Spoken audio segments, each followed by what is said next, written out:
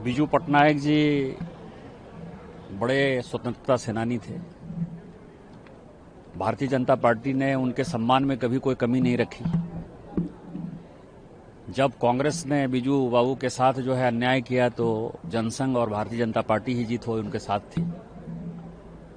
और जो मैंने कहा उस दिन जो कहा और आज मैं फिर रिपीट कर दे रहा हूं कि मैं नेहरू गांधी परिवार और कांग्रेस के कारगुजारियों पर जो है लगातार एक सीरीज जारी कर रहा हूं। मैंने अपने किस ट्वीट में क्या कहा, मैंने बीजू बाबू पर किस तरह का एलिगेशन लगाया, आप बताइए। इस देश की सबसे बड़ी समस्या क्या है कि लोग रीजन में, लोग जाति में बढ़ के जो बड़े लोग हैं उनको भी धकेलने का कोशिश करते हैं। बीजू बाबू बिहार के प्राइड नहीं थे क्या? 1936-37 में जो है बिहार से उड़ीसा अलग हुआ, वो प्राइड बिहार के नहीं है क्या? आप लोगों की जानकारी के लिए, जो पहले मुख्यमंत्री बने बंगाल के बिधान चंद्र राय, उनका जन्म पटना में हुआ, वो बिहारी थे। यहां राम को लोग जो है जाति में डालते हैं, कृष्ण को जाति में डालते हैं, बाबा साहब अंबेडकर को जाति में डालते हैं, शिवाजी महाराज को जाति में डालते हैं, रीजन में डालते हैं। अरे ये सब हीरो हैं यार। मैं नेहरू परिवार के कारगुजारियों के बारे में बता रहा था और उतना ही मैंने बात कहा है।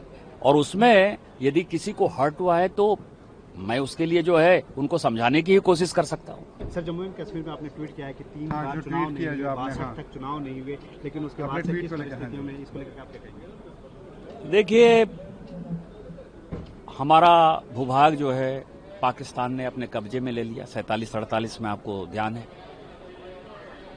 उसको छुड़ाने के बदले, सैनिक कार्रवाई करने के बदले, पाकिस्तान तो बहुत कमजोर था ना, नेहरू जी उसको यूएन जनरल असेंबली में लेके चले गए, जो आज भी तलवार लटका हुआ है। इतने से भी मन नहीं भरा तो संविधान में एक नई धारा 370 और 35 से डाल दिया। उससे भी मन नहीं भरा तो 1952 में नेहरू जी और शेख मोहम्मद अब्दुल्ला के बीच में एग्रीमेंट हुआ और जो 1954 का जो है वो एक्ट पास हुआ, वो ये कहता है कि लोकसभा और राज्यसभा का जो चुनाव होगा तो सेंट्रल इलेक्शन कमेटी, जो मुख्य चुनाव कार्यालय है हमारा, जिससे कि भारत का संविधान बना है और चुनाव होता है, उसका कोई भी अधिकार जो है जम्मू कश्मीर के अंदर नहीं होगा। और ये बड़ी आश्चर्यजनक बात है कि 1952 में, 1957 में और 1962 3 चुनाव, तीनों में जो लोकसभा के सदस्य बने, किसी को जिसको हाथ पकड़ा, कहा कि तुम अनंतनाग के एमपी हो, तुम श्रीनगर के एमपी हो, वो नॉमिनेटेड मेंबर ऑफ पार्लियामेंट, आप सुन सकते हैं कि यहां नॉमिनेटेड मेंबर ऑफ पार्लियामेंट जो है जम्मू कश्मीर से आए। इवन राज्यसभा के भी जो 4 सदस्य आते थे वो भी नॉमिनेटेड ही आए, दोनों नॉमिनेटेड आए। 30 जून आज के दिन 1961 में इस केस का एक जजमेंट दिया और एक सलाह दिया सुप्रीम कोर्ट ने कि ये चीजें कहीं से संविधान सम्मत नहीं है और इसीलिए सरकार को प्रयास करना चाहिए कि आप जो है वहां चुनाव करो। और फाइनली 1967 में पहली बार चुनाव हुआ। इससे बड़ा कांग्रेस जो है इस संविधान के प्रति, इस देश के प्रति, जम्मू कश्मीर के लोगों के प्रति क्या अन्याय कर सकती है?